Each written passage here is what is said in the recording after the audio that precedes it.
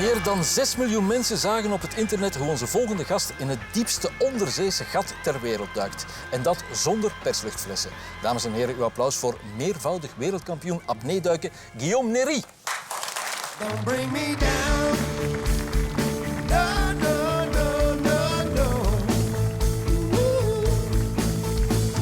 I tell you once more before I get off the floor. Don't bring me down.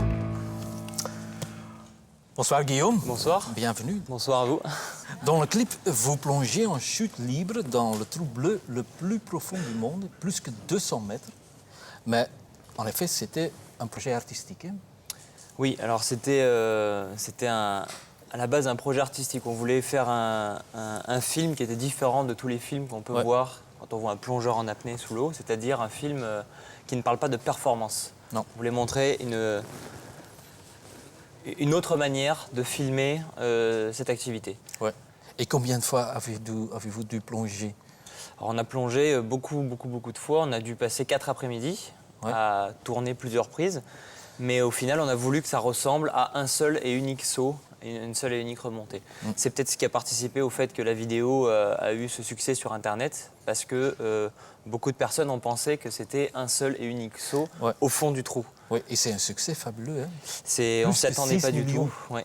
6 millions, plus de 6 millions de vues sur Internet, donc on ne s'attendait pas du tout à ça. Non. Et ce que vous faites, c'est impressionnant. Mais honnêtement, ce que votre copine Julie a fait, c'est encore plus impressionnant.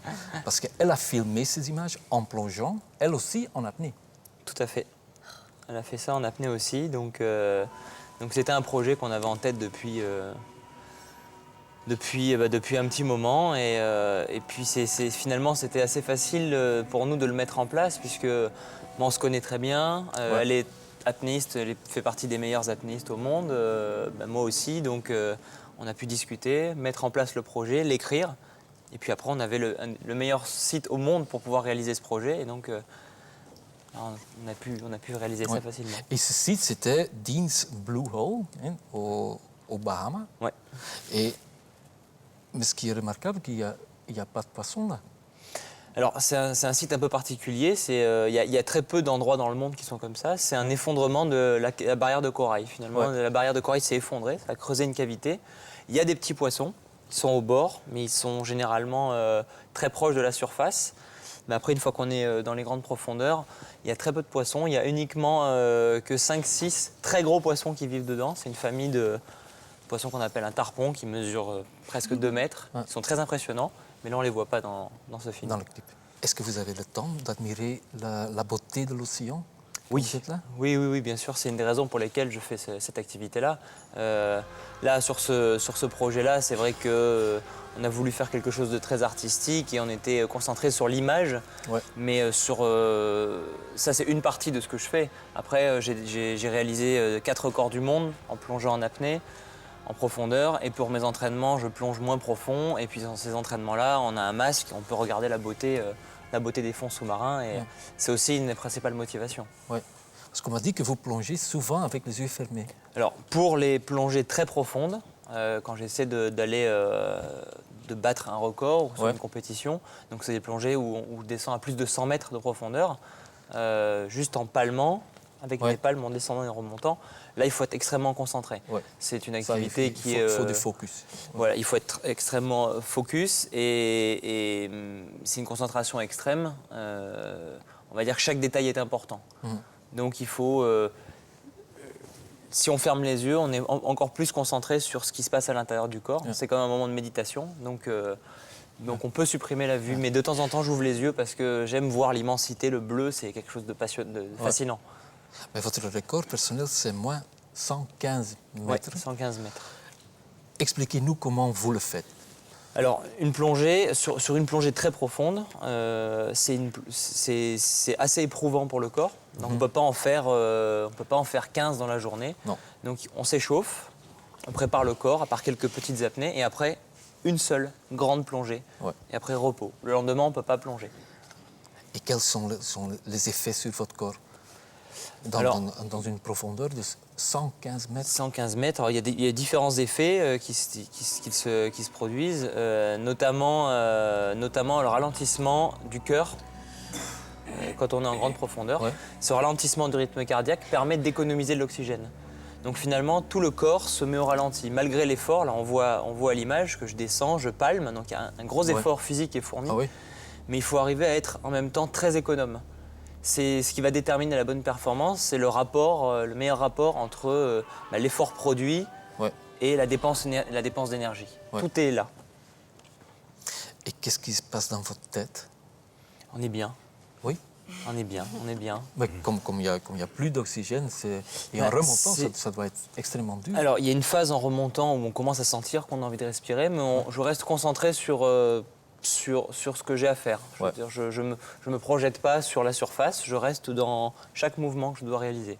Par contre, au fond de l'eau, pendant notamment toute la phase de descente et arriver au fond, c'est des sensations qui sont extraordinaires, incroyables. On n'a pas du tout envie de respirer. Contrairement à ce qu'on peut imaginer. Non, pas du tout. On n'a aucune envie de respirer. Non. Donc on sent vraiment le bien-être, un grand bien-être. Et c'est pour ça qu'on a envie de plonger et de continuer à plonger. Ouais. Si c'était de la souffrance, j'irais pas. Ouais. C'est bon pour la santé? Oui, c'est très bon pour la santé. Regardez comme je suis relax et comme je suis zen. Oui, c'est vrai. Non, c'est pratiquer comme il faut, intelligemment, avec une grande sécurité. C'est pas mauvais pour la santé. Et vous êtes attaché à fil avec un mousqueton? Voilà, ça c'est le principal système de sécurité parce qu'évidemment, on ne peut pas pratiquer comme ça. D'ailleurs, si je peux passer un message, si vous voulez pratiquer l'apnée, ne le faites pas n'importe comment. Ne jamais faire de l'apnée tout seul. Il faut toujours se rapprocher d'une structure, d'un club professionnel. Parce que vous trouverez des encadrants, des professeurs qui pourront vous apprendre les bases de la sécurité.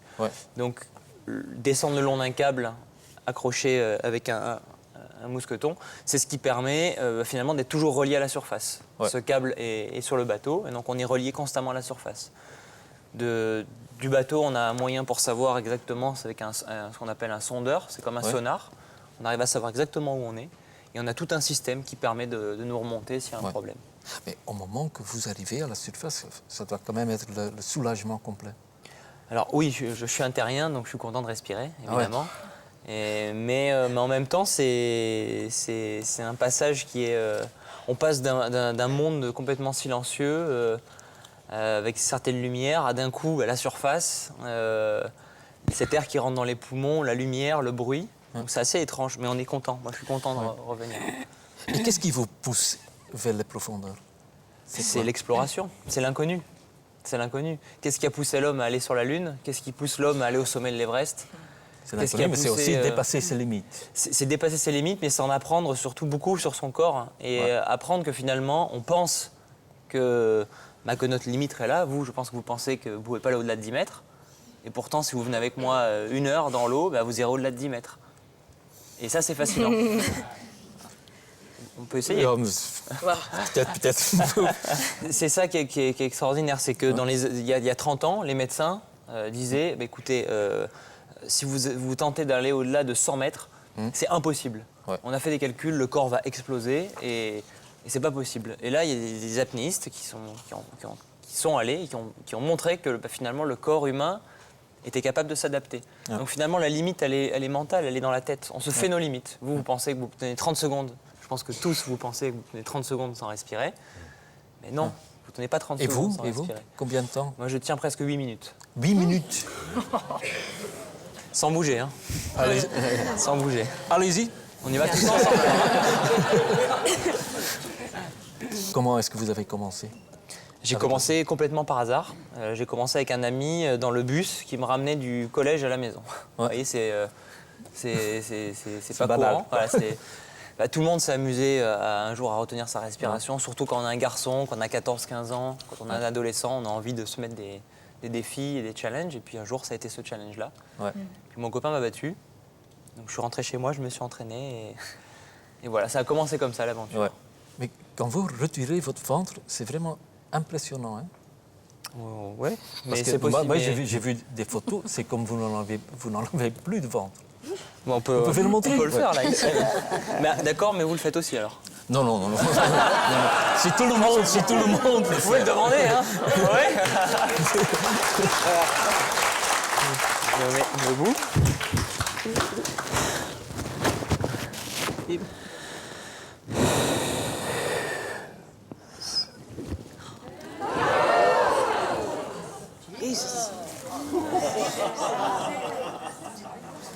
Ziet er ineens een pak minder aantrekkelijk uit. Hè? Amai, zeg, wat is dat? Mais ça, c'est quand même de l'entraînement profond. Alors, dans cet exercice-là, il est assez impressionnant, Ouais. mais on peut tous le faire. Je vous le garantis aussi.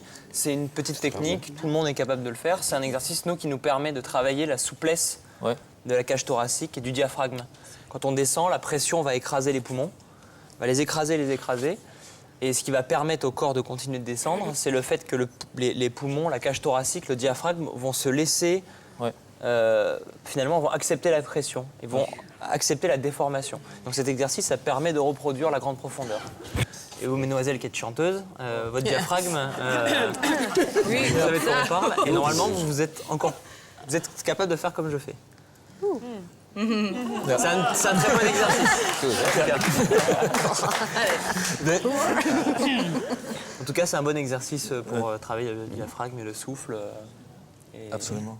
Je vous souhaite encore beaucoup de succès. Et Merci merci pour beaucoup. cet entretien. Guillaume Néry. Merci.